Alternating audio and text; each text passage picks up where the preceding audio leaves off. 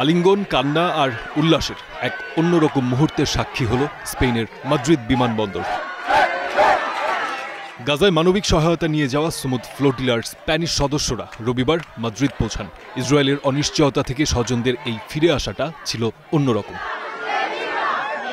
ফিরে আসা মানবাধিকার কর্মীদের অভিযোগ, কারাগারে তাদের সাথে অপমানজনক আচরণ করা হয়েছে, আইনজীবী ও পরিবারের সঙ্গে তাদের যোগাযোগের সুযোগ দেওয়া হয়নি।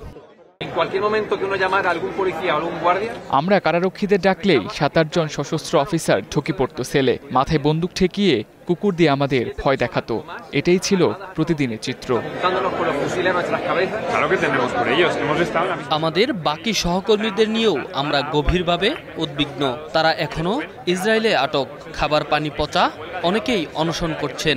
এটা মানবিক বিপর্যয়। একই দিন তিউনিসিয়ায় ফেরত পাঠানো হয়েছে দেশটির 10 জন কর্মীকে। তাদের ফিরে আসা উপলক্ষে ফ্রি ফ্রি প্যালেস্টাইন স্লোগানে মুখরিত ছিল কার্থেজ বিমানবন্দর। ফিরে আসারা জানান, গাজার প্রতি সংহতি জানানোই ছিল তাদের প্রেরণা।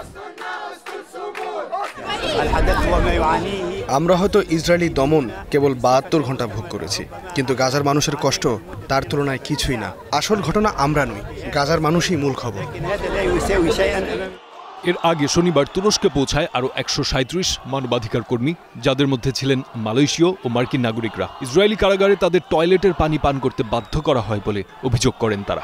ইসরায়েল অবশ্য এই অভিযোগকে মিথ্যা বলে উড়িয়ে দিয়েছে। সমুদ ফ্লোটিলার কর্মীদের নির্যাতনের অভিযোগে ইতালি, স্পেন, তুরস্ক ও মালয়েশিয়ায় ইসরায়েল বিরোধী বিক্ষোভ চলছে। ফারদিন খান, স্টার নিউজ।